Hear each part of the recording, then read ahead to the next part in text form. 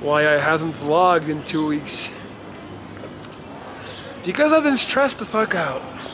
I have been stressed out and I have been avoiding vlogging because I really didn't feel like talking about this. I still don't feel like talking about this, but it's my last day before going to Belgium and I want to have some closure in a way.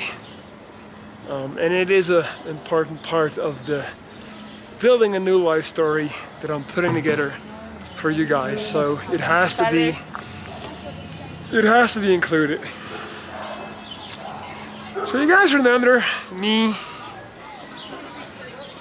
wanting to move out and finding this amazing other apartment and signing the deal and paying up front and paying the deposit, and me being like, I had the worst roommates in the world and I can't wait to get out of here. Yeah guys, you remember that, right? Not too long ago. So there has been quite a development, one might say. So let me try and paint the picture. About a little less than 2 weeks ago, my new landlord invited me in the group chat of the house, which he already added me to, for a so-called family dinner. A great opportunity to go and get to know my future roommates and, you know, just hang out and already make that introduction. So he invites me over at 8 p.m. on a Thursday, if I'm not mistaken. But I also had a work-related dinner with my brand new team leader pop up. So I actually was assigned a different team leader, and I was invited to a post-work dinner with him and some other of my new colleagues. So needless to say, that's pretty damn important. Like guys, pro tip, if you are just assigned to a new team, you're invited to go hang out with them after work, have some dinner, do it. Really important. You don't want to be that guy who's just like 9 to 5 and don't talk to me outside of it. Networking is really important. Anyway, so I informed my future landlord, like, look, I actually have already had a dinner, but I still want to come later. Still want to come by and just, you know, just meet everybody. So I clearly communicated that. And in the chat, I saw that apparently most of the roommates were female, that they liked to drink white wine. Now, I wasn't gonna drink. It was a weekday, and I wanted to be sharp for the gym and work next day, so I just went and bought a bottle of white wine. I went and bought a bottle of white wine as a gift, you know, like just like to show my goodwill and yeah, like don't show up empty-handed, even though I'm not gonna eat. Still wanna like contribute to the group. And so that's what I did. So I go through my day, I go on the work dinner. Obviously, I'm already exhausted by 7. A lot of talking, a lot of emotional input and output, but I didn't really see another way, obviously. So I put on a big smile and I show up at 8:16 to the house. Now I walk in, you know, I got a key already. I go to the kitchen, I find my landlord cooking, and I'm like, hey, what's up? You know, with a bottle of white wine. And nobody's there but him. And not only doesn't he really like properly greet me, like, so in Mexico, you're supposed to like people like shake hands. And in general, people are really friendly and, you know, like warm. So he just like, he's like, oh, he gives me like a little grunt, but like barely, like definitely not a warm welcome. Already like a little bit inappropriate because it's like, well, I'm like walking into my new home I would hope, you know, you would make me feel welcome and comfortable, but all right, so I can see you're busy, and so I'm like, all right, so, you know, what's going on? Where's everybody else? He's like, oh, you didn't get my text? I'm like, no.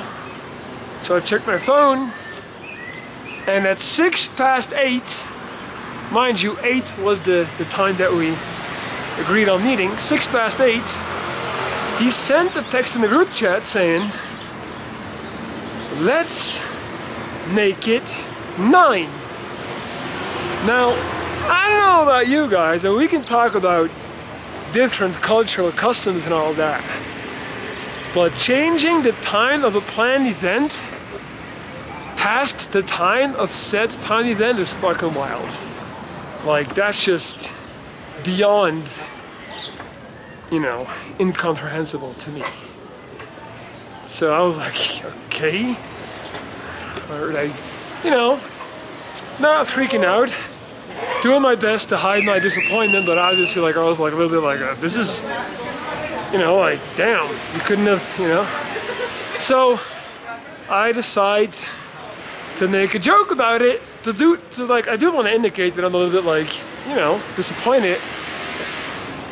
So I say, todavía, me parece que todavía no estoy acostumbrado en el tiempo mexicano.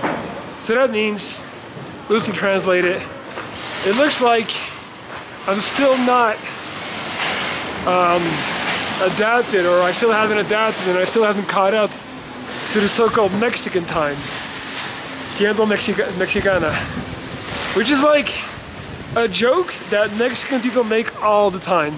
Meaning that they're a third to Mexican time all the time. It's like a thing where it's like, yeah, people are late here. It's just a thing. It's nothing bad, it's nothing terrible.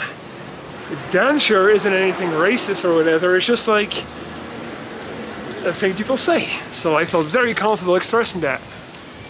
Now, he goes, he's like, ooh, gives me this like serious face, like, cuídate. He's like, be careful with that. I'm like, what? And he's like, there's only one Mexican in this house, so you shouldn't talk like that, and you definitely shouldn't talk like that about Mexican people. Alright, quick internet zone. I'm just editing this video right now, a few weeks later, and I'm noticing that I left out a tiny little detail of the story.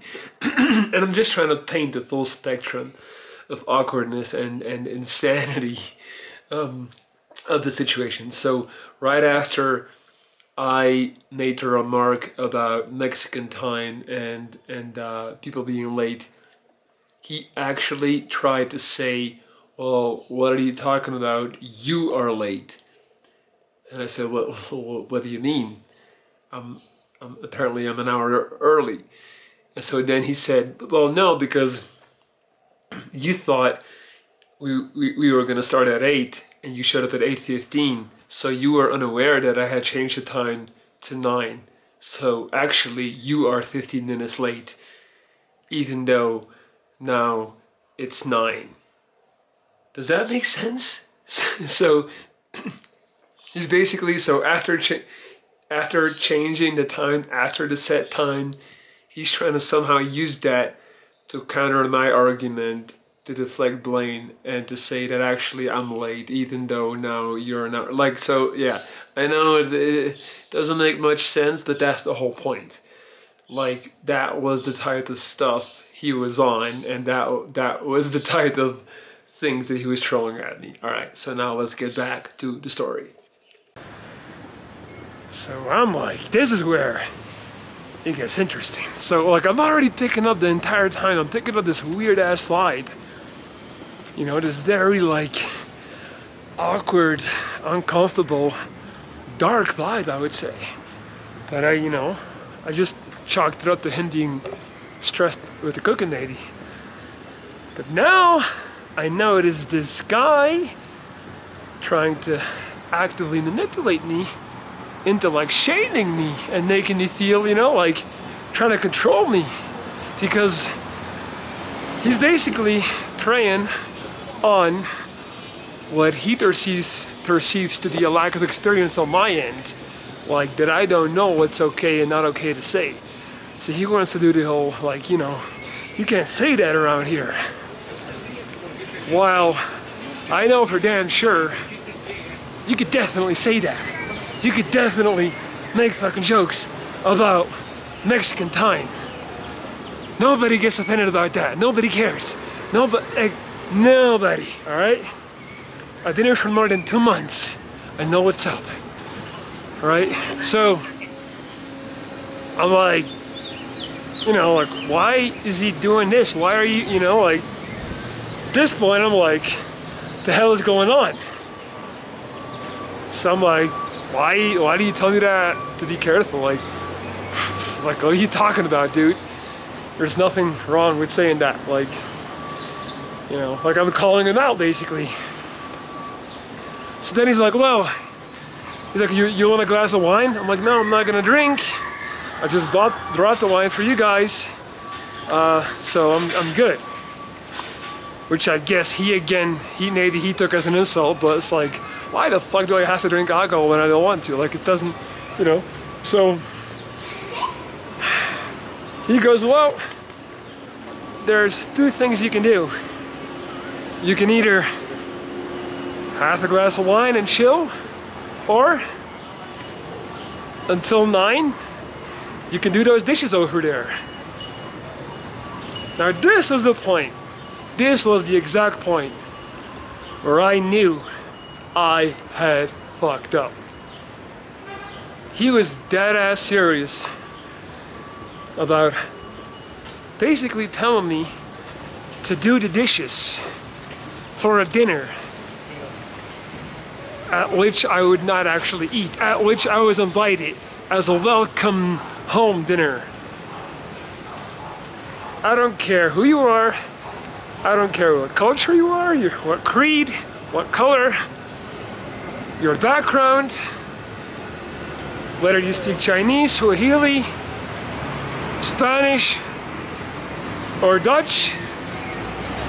There is not a single culture on this goddamn planet where it is okay for you to invite somebody for dinner,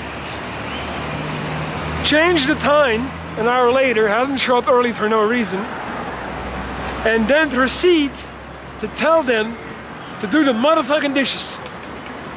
Like, not in a million years, not on my worst day, at my lowest point, could I fathom uttering those words to a guest in my house.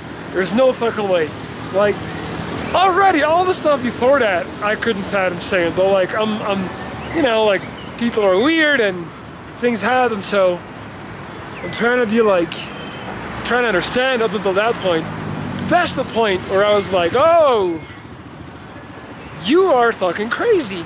Like, you are a fucking asshole who just likes to fuck with people and likes to just, you know, say wild shit. They're like, now it's clear, because there's no way any person with common sense would tell me to do the dishes. Like, now you're just like trying to win the battle, or like you're just trying to like get me to be angry or get me to leave. I don't even know. So I tell him, like, dude, there is not a chance in hell that I am about to do these dishes. And quite frankly, I do not appreciate you even asking. So at this point, he's like, well, then you just, you know, go and wait in the lobby until the food is done. So at this point, I'm shocked. I go into the lobby to sit down, and I'm just sitting there, and I'm panicking.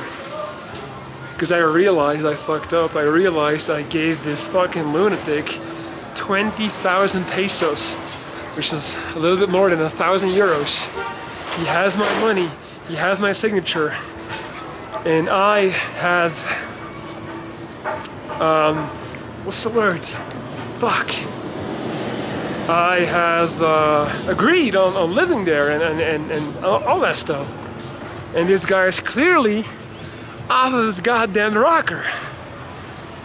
So I'm sitting there thinking, like, I never, in my 2 months being in Mexico, I've never felt more lonely, desperate, stupid, and just like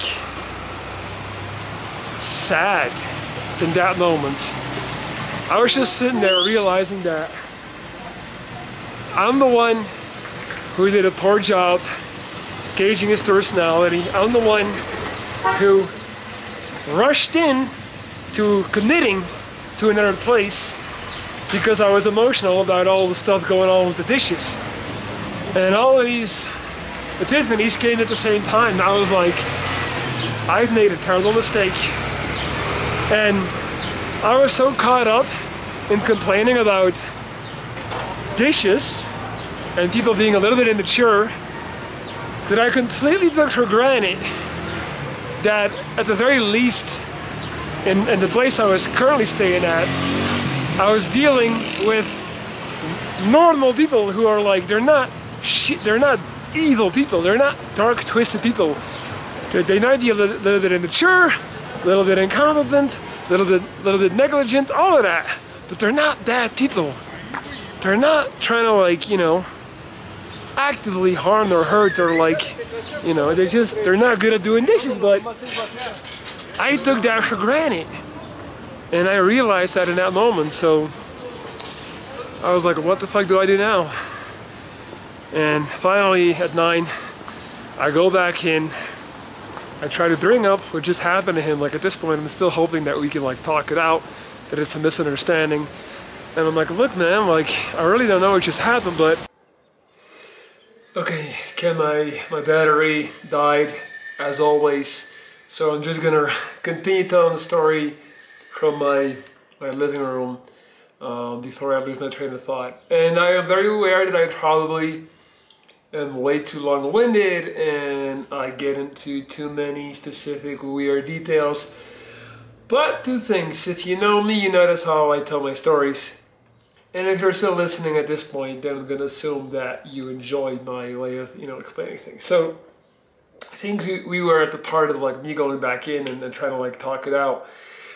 And he just goes into, like, full twisting mode, you know. So he's talking about, basically the whole issue is about me not wanting to help him.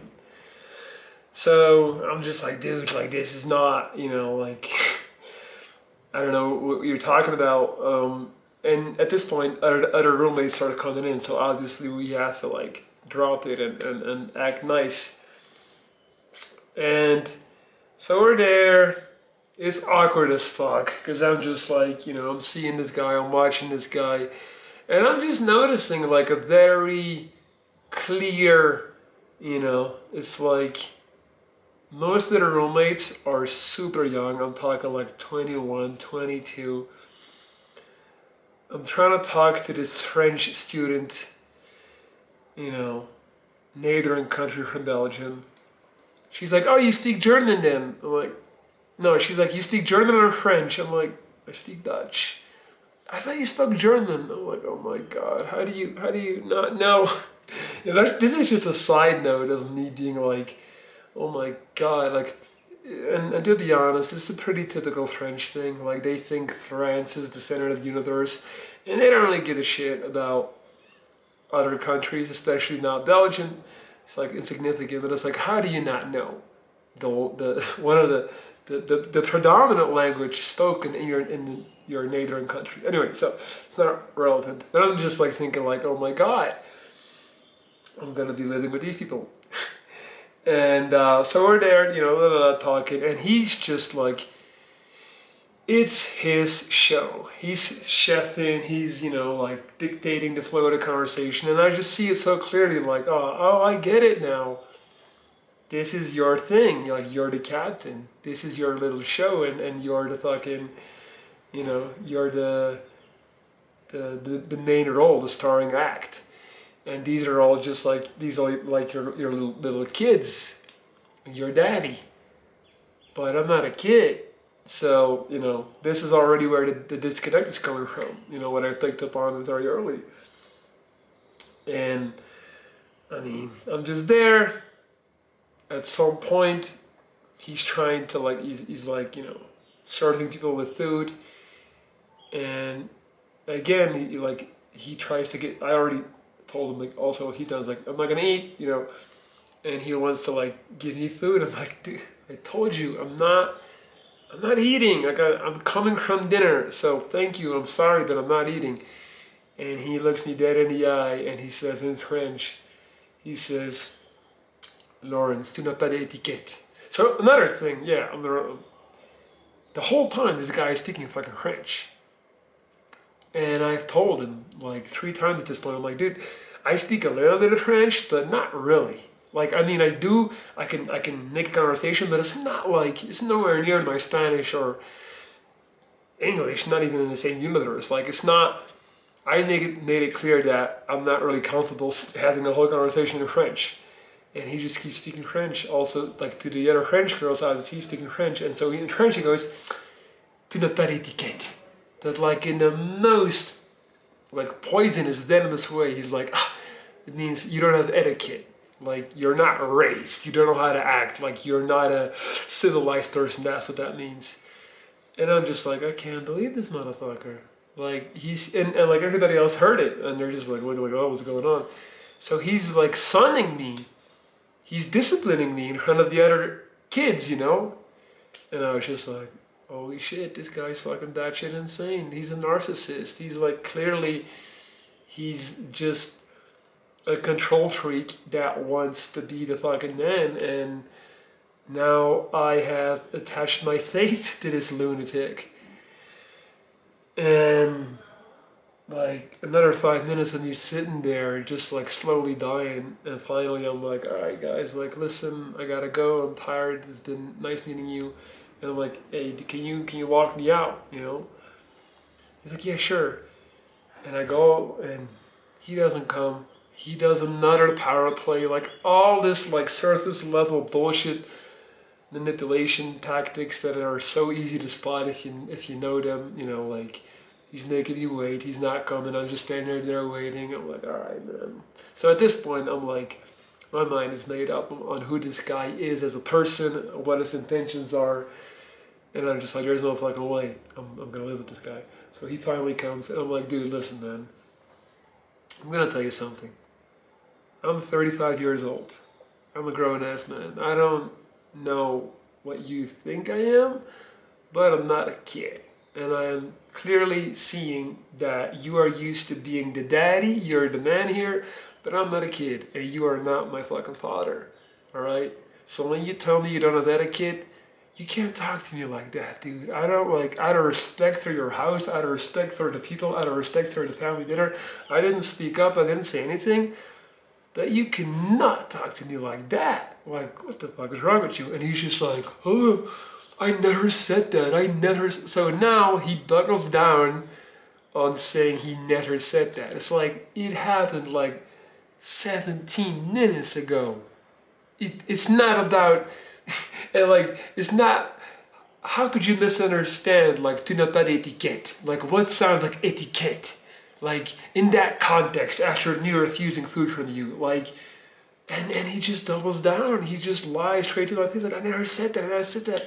And then he tries to get back into the whole, you didn't want to help me do the dishes thing. And I'm just like, I see, like, there's no talking with this guy. There's no reasoning, because you're just about winning the argument, controlling the argument, and controlling the situation. And there's nothing that I can do, because facts don't apply to you. It's always gonna end up in you having to be right and me having to be wrong. And, you know, so I'm just like, listen, man, this is not gonna work. I'm telling you right now, this is not a good match. I promise you. So I'm like, look, I'm gonna go, and I'm gonna do my best to find a replacement so somebody can take the role for me. So the contract starts on the 15th, which is in about 3 weeks. And the part that has been stressing me out is that if I do not find a replacement by then I gotta come up. Not come up, then I will not get back the money. So, long story short, I need to come up with a replacement to take the room and to pay the fee and the rent and the deposit, or I'm gonna lose my money. and it has really bummed me out. I'm somebody who prides himself on being able to make good decisions. I'm somebody who prides himself on being able to gauge people, and it's been very humbling because I did not see this coming. I did not see his behavior coming. I thought he was a very entirely different person, and I mean, I felt very ashamed about the whole thing. I don't even have the balls to tell my parents because they would be like, "What? You're like you know?" And then of course, I could already picture them getting the advice. Well, just go live with him anyway, because that's also a very important part of this whole thing. It's like it comes down to like how much is your peace of mind worth to you? Because technically, I am able to just go and live there for a month and then get out, so I don't lose money. So it's like a question of, am I willing to lose €1,000 and just be miserable for a month, or and yes, no, not lose €1,000, but be miserable for a month, and the answer is no. A month is too long. I don't want to spend a month living with this fucking psycho, even if it's going to cost me a ton of money. So obviously I'm going to do everything in my power to find a replacement. I put up an ad, and I have been, just trying my hardest to find someone every day, been dedicating a lot of time and energy to it. But in the end, I kind of came to a point where every time I thought about it, it made me sick to my stomach. It's like I would forget for a few minutes, and then I would be reminded that I am in this situation, and I would just get sick to my stomach, like this nauseous feeling. And it just went on for like a good 10 days. And then I got to a point where I was like, I need to learn the lesson from this. This is a very expensive lesson. It's a very painful lesson, but usually those are the best lessons. And I need to be able to let go of the fact that sometimes I'm going to take losses. I'm going to make poor decisions. I'm going to lose a lot of money even because I made a poor decision. But you know what? I cannot let that ruin my entire reality. I cannot let that ruin and poison my happiness. And I just told myself, this is a very good opportunity to learn how to cope and deal with stress and something not being right in your life, and give it a place and move on. And I can honestly say the last 3 days, I feel like I've been doing a good job at that. I've accepted it. I'm willing to accept I might lose all the money. It is what it is. This is part of building a new life. This is part of, like, it's kind of like being scammed in a way. I didn't get scammed in a literal way, let me be clear, but I kind of put that in the same bracket. And there's a lot of people that when they move to another country or whatever, they get scammed. So it's like, it's part of it. It's a test, and I have to get through it, and I'm never going to make this mistake again.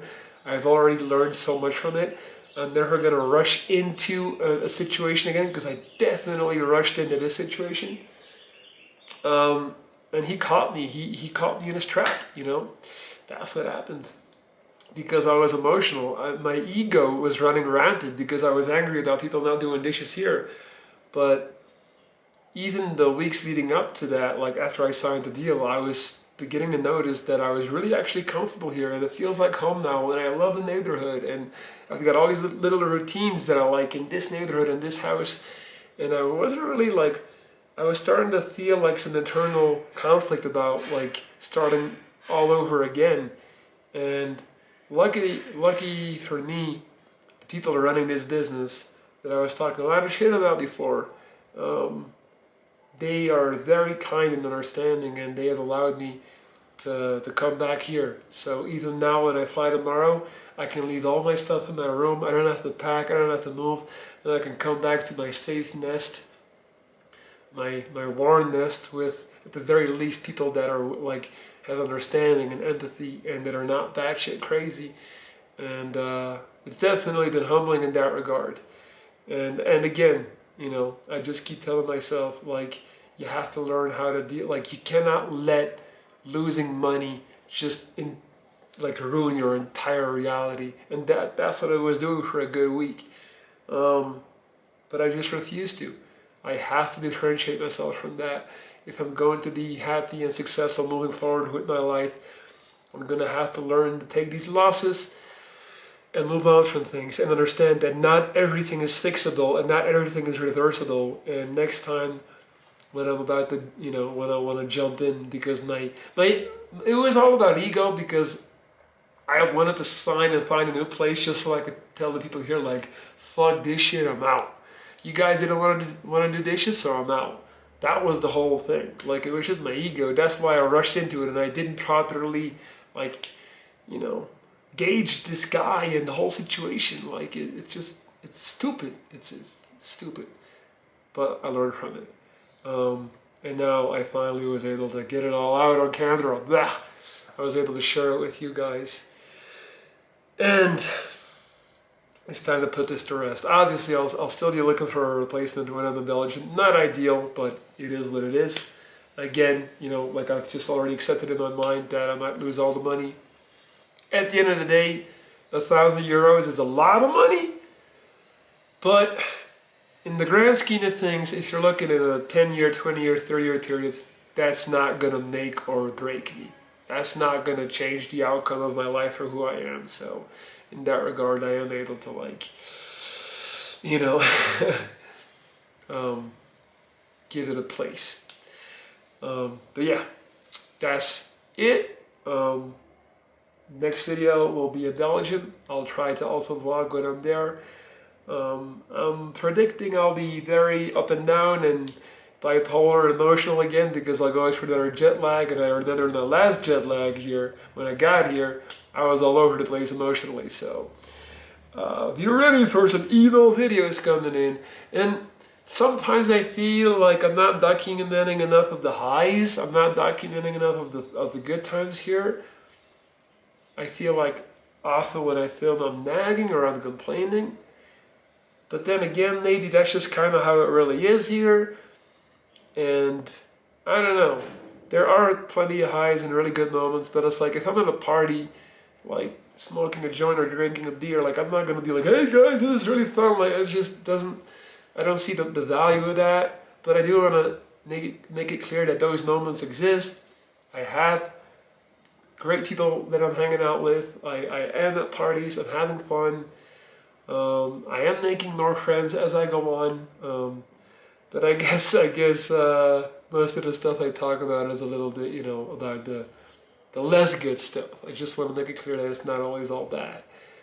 But yeah, I think that is all for now. So thank you so much for watching, and next time you see me, I'll be in Belgium. Peace out.